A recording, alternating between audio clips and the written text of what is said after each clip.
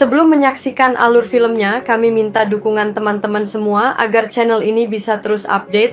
Silakan like, komen, dan subscribe agar kamu dapat memperoleh update film terbaru dari kami. Bagi yang subscribe, kami doakan murah rezeki dan berkah dunia akhirat. Yuk kita lanjut.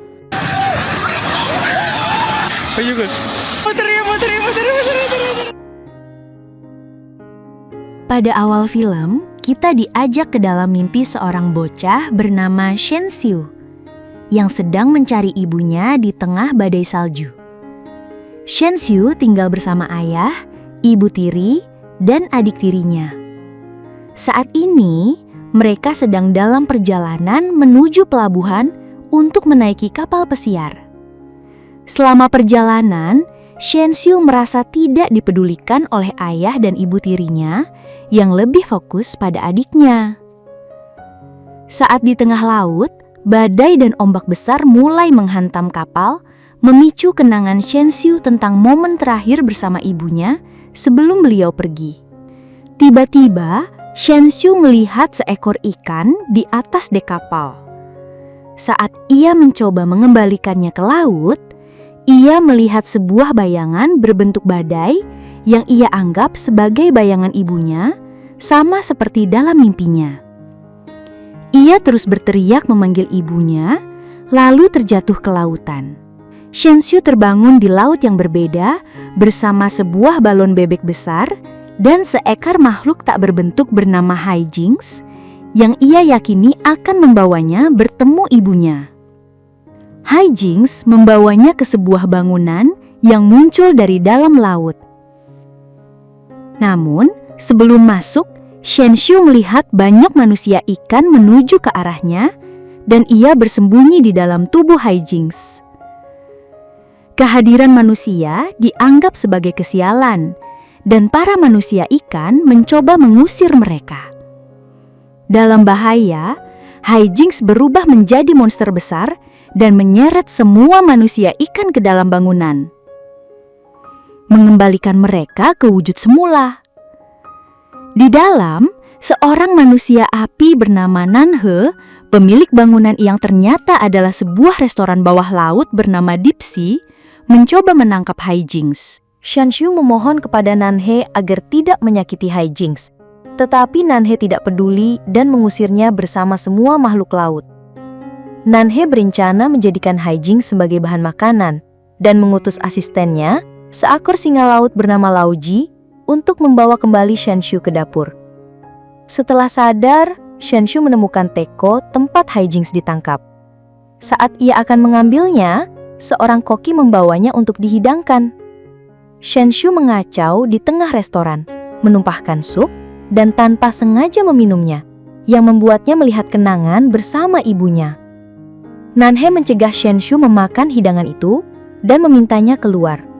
Shen Xiu dengan polos meminta maaf, masih mengira ibunya ada di sana. Kekacauan itu membuat semua pelanggan kecewa dan akan meninggalkan restoran. Namun, Nan He berhasil menahan mereka dengan membuat pertunjukan sulap menggunakan Shen Xiu. Pertunjukan itu terganggu oleh kedatangan monster bernama Red Phantom.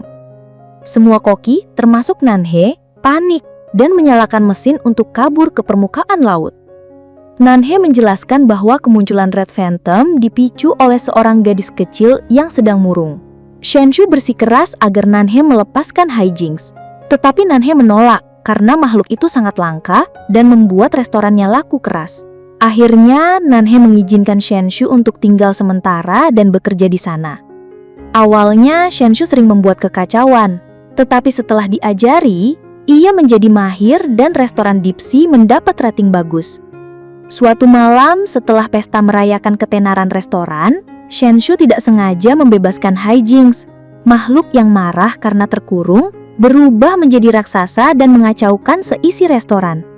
Setelah Hai Jinx berhasil kabur, Nan He yang sadar dari mabuknya berterus terang bahwa hanya dengan Hai Jinx lah ia bisa membuat sup yang membuat restorannya terkenal.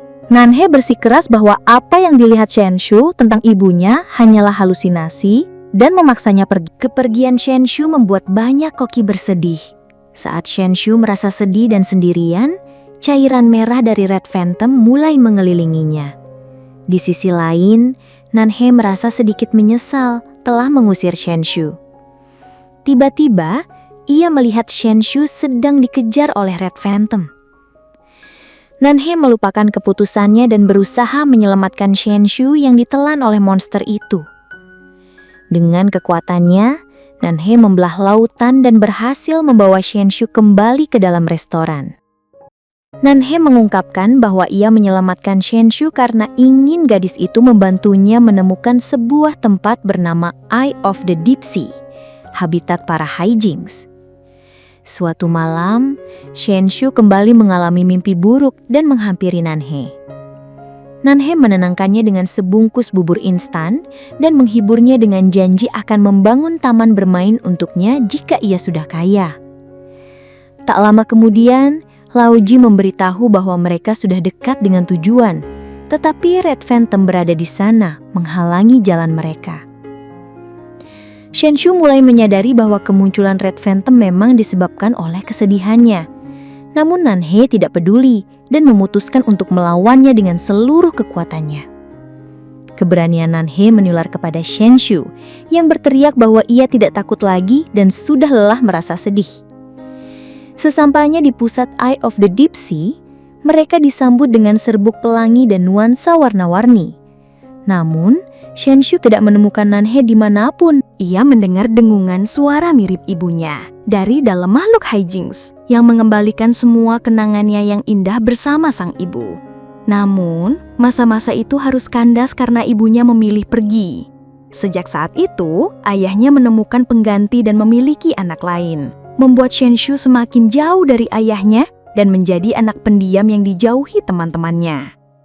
Ia teringat saat di kapal pesiar, ia sempat bertemu dengan seorang pedagang yang menjual buku dengan foto manusia ikan di dalamnya yang ternyata adalah Nanhe yang juga melihatnya terjatuh ke laut.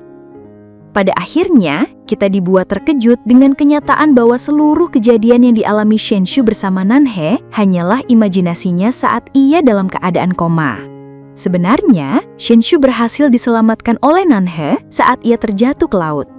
Semua yang terjadi di dalam laut hanyalah sebuah cerita dari Nanhe untuk membuat Shenshu tetap sadar sambil menunggu diselamatkan. Kesadaran Shenshu yang berada di batas antara dunia nyata dan imajinasi menahan dirinya untuk tidak menemui Nanhe karena Nanhe lah yang harus menjadi korban saat berupaya menolongnya tepat sebelum kapal penyelamat menemukan mereka.